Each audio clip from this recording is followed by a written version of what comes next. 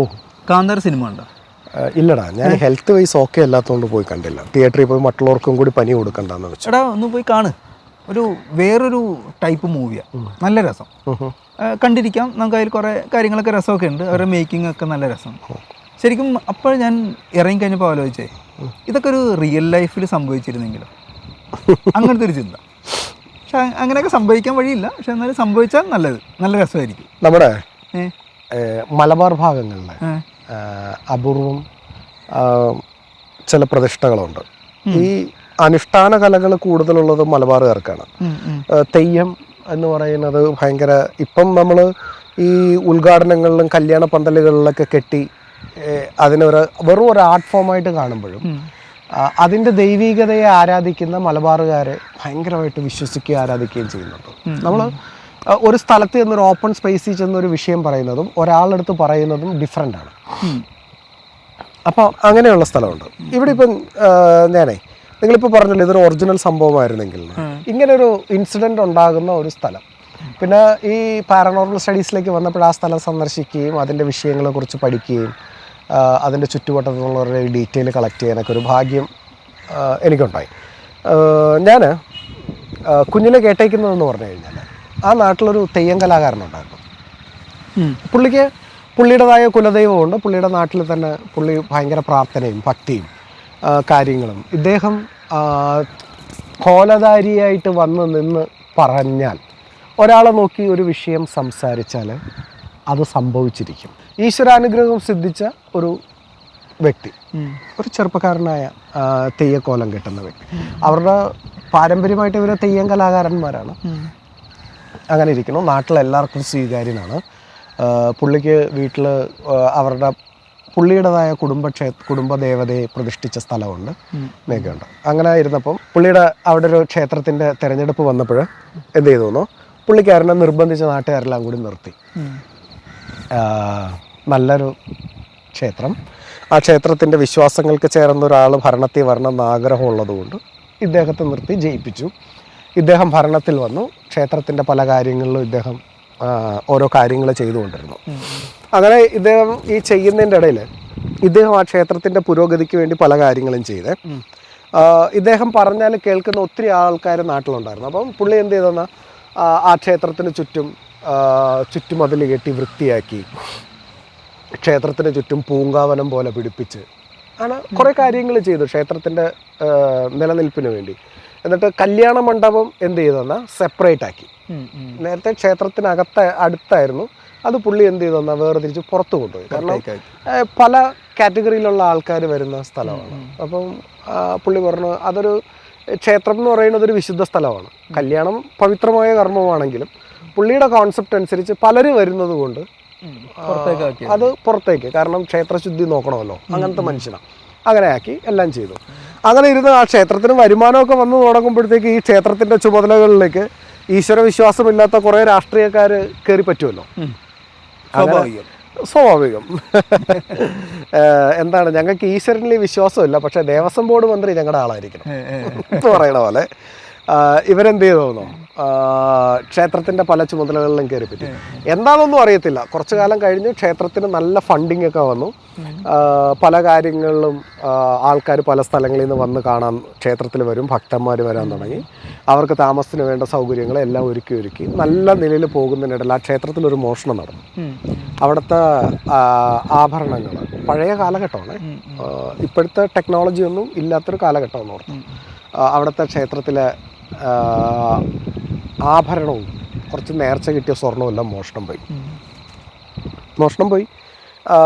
നാട്ടുകാർ എന്ത് ചെയ്തു, അവസാനം ഈ ക്ഷേത്രത്തിൻ്റെ നടയടച്ച് പോകുമ്പോൾ പൂജാരിയുടെ കൂടെ പോകുന്നത് ഈ പുള്ളിയാണ് അവസാനം പോകുന്നത്. കാരണം പുള്ളിക്ക് ക്ഷേത്രത്തിൻ്റെ ചുറ്റുപാട് കാര്യങ്ങൾ ഇതൊക്കെ നോക്കി ഇങ്ങനെ നിൽക്കുന്ന ഒരു നല്ലൊരു മനുഷ്യനായിരുന്നു. അവസാനം എന്ത് ചെയ്യുന്നു, ഇദ്ദേഹത്തെ കള്ളനാക്കി എല്ലാവരും കൂടി.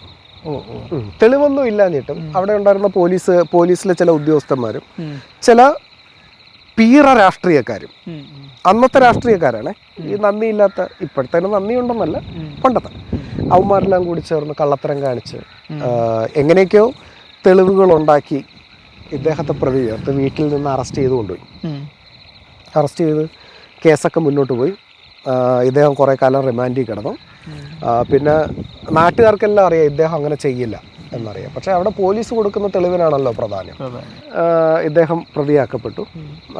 അങ്ങനെ പുള്ളിക്കാരന് കുറച്ച് ദിവസം കഴിഞ്ഞ് ജാമ്യമൊക്കെ കിട്ടി പുള്ളി പുറത്തിറങ്ങി. പുള്ളി വീട്ടിൽ വന്നു.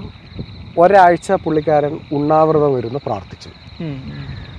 ഒരാഴ്ച ഉണ്ണാവൃതം ഇരുന്ന് പ്രാർത്ഥിച്ചതിന് ശേഷം ദേവതമാർക്കെല്ലാം വേണ്ട എല്ലാ കാര്യങ്ങളും ചെയ്ത് പുള്ളി പ്രാർത്ഥിക്കുന്ന ആ ഒരു തറയുണ്ട്. ആ തറയിൽ നിൽക്കുന്ന മരത്തിൽ കുരുക്കിട്ട് ആരുമില്ലാത്ത സമയത്ത് പുള്ളി ആത്മഹത്യ ചെയ്തു എന്ന് പറഞ്ഞാൽ, പുള്ളി പറയുന്നതെന്ന് പറഞ്ഞാൽ പുള്ളി ജനിച്ച് വളർന്ന പുള്ളിക്കാരൻ്റെ വളർച്ച കണ്ട പുള്ളിക്കാരൻ്റെ കൂടെ ഉണ്ടായിരുന്ന ആ ശക്തി സ്വരൂപിണിക്ക് മുമ്പിൽ തന്നെ പുള്ളി ആത്മഹത്യ ചെയ്തു. നാട്ടുകാർ പറഞ്ഞു കള്ളനായതുകൊണ്ടാണ് ആത്മഹത്യ ചെയ്തത്, അങ്ങനെ ഇങ്ങനെയെന്നൊക്കെ. നാട്ടുകാരല്ല, കുറച്ച് ആൾക്കാർ പ്രതികളാക്കി. ഈ കാലം എന്ന് പറയുന്നത് ഒരു ഭയങ്കര കണക്കപ്പില്ലേ. പുള്ളി അപ്പോൾ കണക്ക് ചോദിക്കുന്നറിയത്തില്ല. ആ ക്ഷേത്രത്തിൻ്റെ ഒരു ചുമതലയിലുണ്ടായിരുന്ന ഒരു രാഷ്ട്രീയക്കാരൻ കൈയിട്ട് വാരി അയാളുടെ മകളുടെ കല്യാണമൊക്കെ കഴിഞ്ഞു. ഒരു പ്രമുഖനായ ഒരു അഡ്വക്കേറ്റിൻ്റെ കല്യാണം കഴിപ്പിച്ചു വിട്ടു.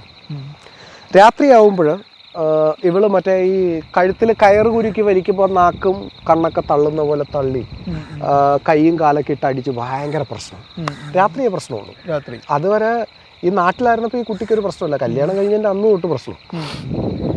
വീട്ടുകാരെ എഴുന്നേറ്റ് നോക്കാൻ നേരം മറ്റേ ഒരാൾ തൂങ്ങി നിൽക്കുന്ന പോലെയൊക്കെ ഇവളിങ്ങനെ കട്ടിലയിൽ ഇങ്ങനെ എഴുന്നേറ്റ് അതൊക്കെ. അങ്ങനെ മാനസിക പ്രശ്നമായി ലാസ്റ്റ് വീട്ടിലേക്ക് കൊണ്ടുവന്നു. പല പൂജകളും കർമ്മങ്ങളൊക്കെ ചെയ്തു.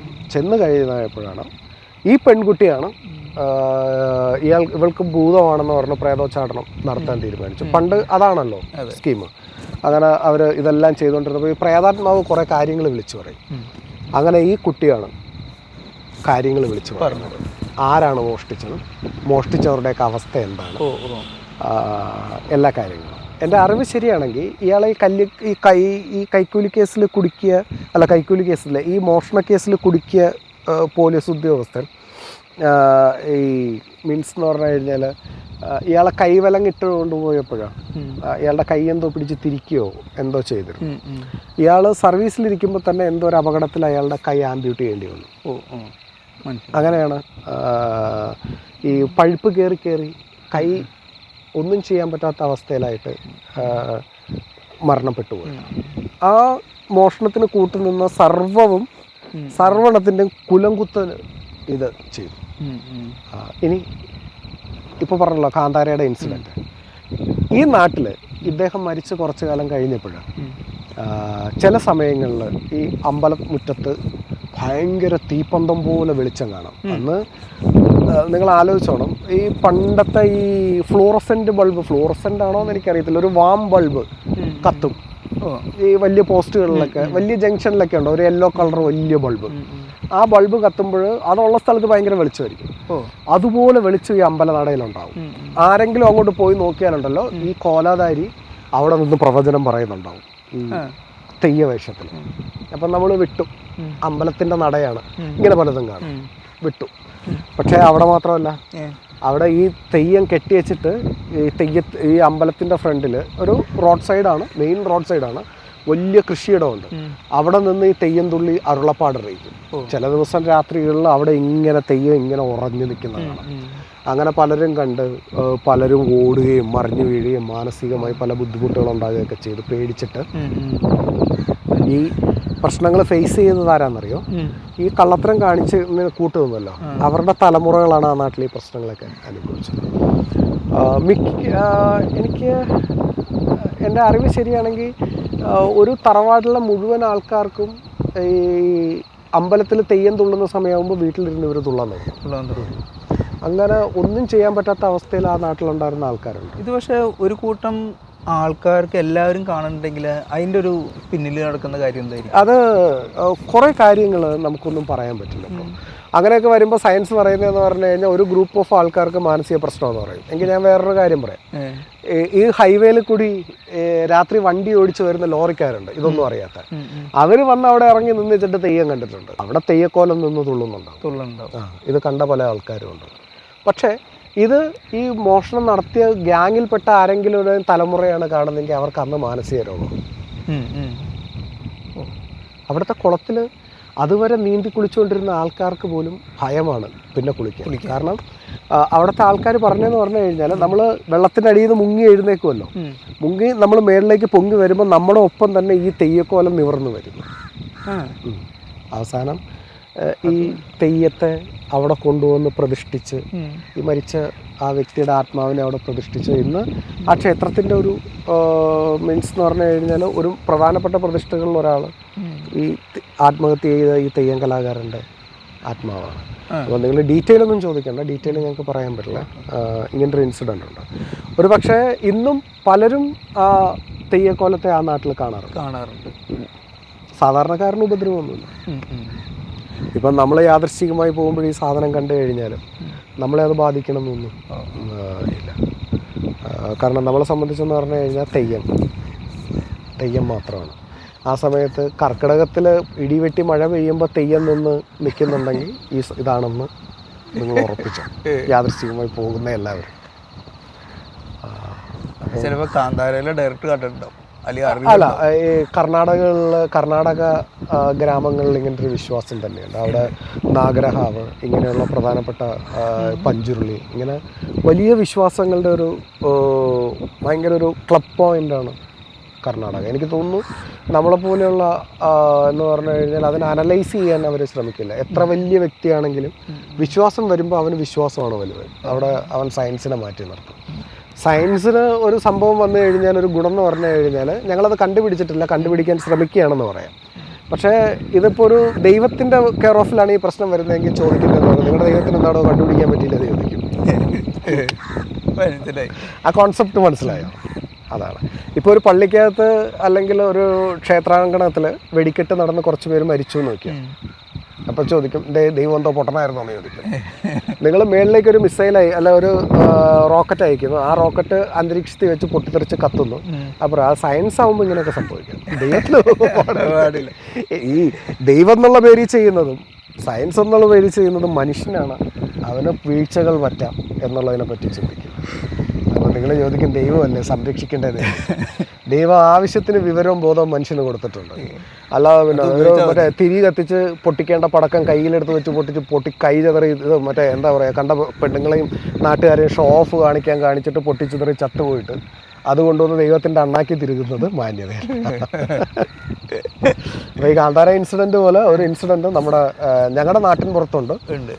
ഇന്നും പല സമയങ്ങളിൽ ആ ക്ഷേത്രത്തിൽ നിന്ന് ഒരു പ്രത്യേക ആംബിയൻറ്റിലുള്ള ഒരു ടോണിലുള്ള വെളിച്ചം അതിങ്ങനെ ആ റോഡിൽ കൂടെ സഞ്ചരിക്കുന്ന കാണാം. ഇപ്പം ആ സമയങ്ങളാകുമ്പോൾ പരമാവധി ആ നാട്ടിൽ പരിചയമുള്ള ആൾക്കാരൊന്നും വന്നിറങ്ങാതിരിക്കാൻ. ഇപ്പം ദേശം പുരോഗമിച്ചിട്ട് പോലും ഇന്നും ആൾക്കാരുടെ ഉള്ളിൽ ആ തെയ്യക്കോലത്തെ പ്രതീക്ഷിച്ചാണ് പലരും നടക്കുന്നത്. ഇടവഴികളിലൊക്കെ പെട്ടെന്നായിരിക്കും ഈ തെയ്യക്കോലം നിൽക്കുന്നത്, ഇങ്ങനെ പെട്ടെന്ന് കാണാൻ പറ്റും. എന്തായാലും എല്ലാവരും വിശ്വസിക്കുന്നതെന്ന് പറഞ്ഞു കഴിഞ്ഞാൽ ആ കോലാധാരി ചെയ്തിരുന്ന അയാളുടെ പ്രിയപ്പെട്ട തെയ്യക്കോലം എന്ന് പറഞ്ഞു കഴിഞ്ഞാൽ ഒരു ദേവിയുടെ രൂപമാണ്. ആ രൂപത്തിലാണ് ഇതിനെ കാണുന്നത്.